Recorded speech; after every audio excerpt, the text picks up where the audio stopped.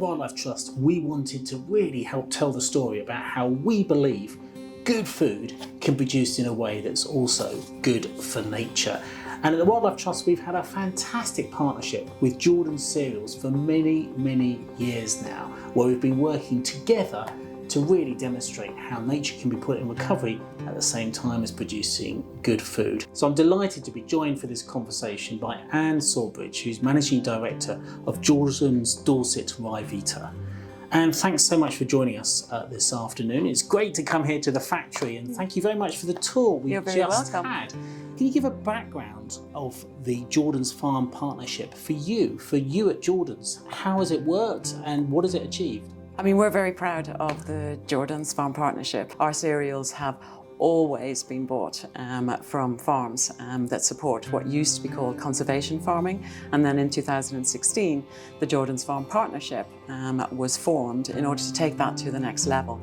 And by that, I mean working with the Wildlife Trust, working with LEAF, with our farmers, and also with the Prince's Countryside Fund, really on a whole farm management program, which looks at the whole sustainability, all the sustainability aspects to do with biodiversity, so nature recovery, also soil health, and also carbon reduction. So Anne, could you give a specific example about how nature has benefited on Jordan's farms? The first result that we're really proud of course, is that in the latest year, 25% of the land on Jordan's farms is already devoted to nature recovery. And one of the most exciting things when I talk to the farmers and what they love to see themselves is they've actually seen the return of previously extinct species of wildlife birds and insects onto their farms. So yellowhammers, little yellow birds for instance, barn owls,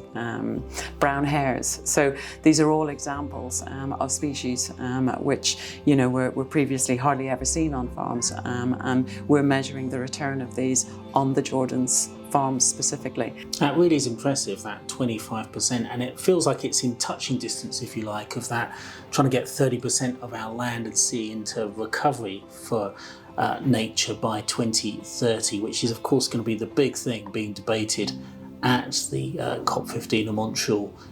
Now, we've had a very hot, long, dry summer in the UK this year. How did that severe weather impact your farmers? I was on a farm actually in August and I saw the evidence of wildfire. But what I would say is that because of some of the regenerative farming practices that they're engaged in, hopefully their farms are more resilient, because I think the things to do to help farms be more resilient are to increase biodiversity, to think about practices for soil health and soil structure, to integrate animals into the grazing. What do you feel the role is of business in trying to help tackle the nature and climate crisis? I mean, I think we have a huge role to play in both nature recovery and also in trying to reduce our impact through the supply chain on the environment. So what would you like to see happen in the next 12 months?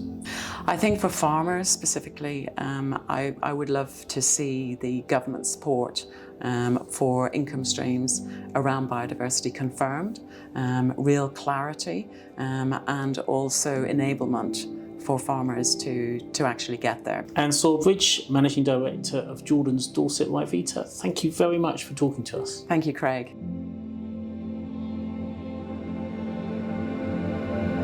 Thank you.